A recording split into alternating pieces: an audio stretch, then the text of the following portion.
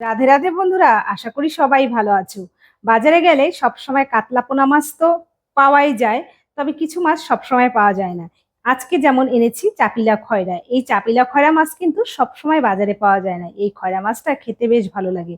আমরা তো এই মাছটাকে চাপিলা খয়রাই বলি। তোমরা যদি অন্য কোনো নাম বলে থাকো অবশ্যই জানাবে। আজকে যে এই মাছটা রান্না করব, এভাবে রান্না করলে এই মাছ খেতে ভীষণ ভালো লাগে। এই মাছের জন্য সরু সরু করে আলু আর সরু করে ডাঁটা কেটে নিলাম। পাটায় নিয়ে নিয়েছি আদা, কাঁচা লঙ্কা। শিলপাটায় মশলাটা বাটলে সেই মশলার স্বাদ কিন্তু একটু আলাদা আর খেতে বেশ ভালো লাগে। তো যারা শিলপাটা আছে তারা শিলপাটায় বেটে নিতে পারো, আর মিক্সিতেও করে নিতে পারো। অল্প অল্প জল দিয়ে একদম মিহি করে মশলাটা বেটে নিতে হবে। আজকে যে মশলাটা করছি এটা কিন্তু অনেকটা মশলা, তবে সবটা মশলাই আজকে মাছে লাগবে না। যতটুকু লাগবে পরিমাণ মতো দিতে হবে।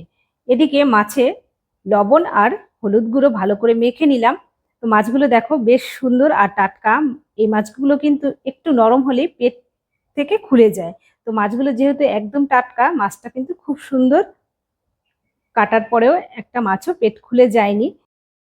আর এই মাছটা ভাজার সময় খেয়াল রাখতে হবে যেন কোনোভাবে কড়াতে লেগে না যায়, তাহলে মাছটা একদম কড়াতে লেগে গেলে কিছুই থাকবে না এই মাছের।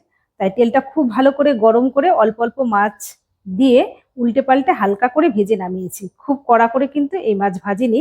এবার কড়াতে তেল দিয়ে ফোড়নে দিয়েছি সাদা জিরে, কেটে রাখা ডাঁটা আলু দিয়ে পরিমাণ মতো একটু লবণ দিয়ে দিয়েছি। নেড়ে চেড়ে 2 মিনিট দিয়ে দিয়েছি কেটে রাখা পেঁয়াজ। তো পেঁয়াজ এখানে দুটো বড় সাইজের পেঁয়াজ দিয়েছি।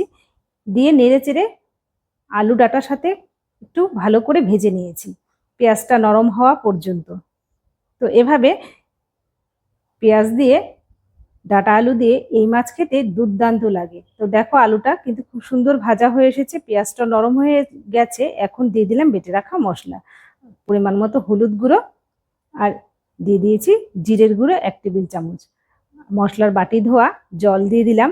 দিয়ে নেড়ে চেড়ে এবার একটু সময় ধরে কষিয়ে নেব। কষানোটা কিন্তু খুব সুন্দর করে কষাতে হবে, মশলা থেকে তেল ছাড়া পর্যন্ত। আর প্রথমেই আমি কাশ্মীরি লঙ্কার গুঁড়ো দিতে একটু ভুলে গিয়েছিলাম, তাই একটু পরে আমি কাশ্মীরি লঙ্কার গুঁড়ো দিয়ে আরো সুন্দর করে কষিয়ে নিয়ে দিয়ে দিয়েছি জল।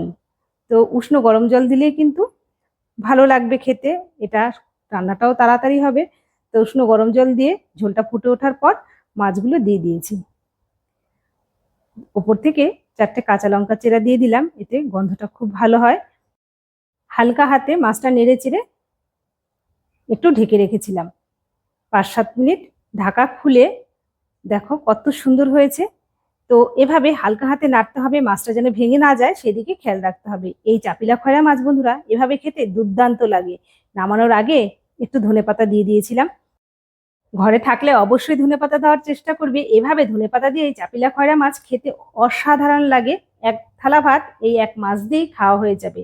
তোমাদের রেসিপিটা কেমন লাগলো অবশ্যই জানাবে, লাইক করবে, সাবস্ক্রাইব করার অনুরোধ রইল।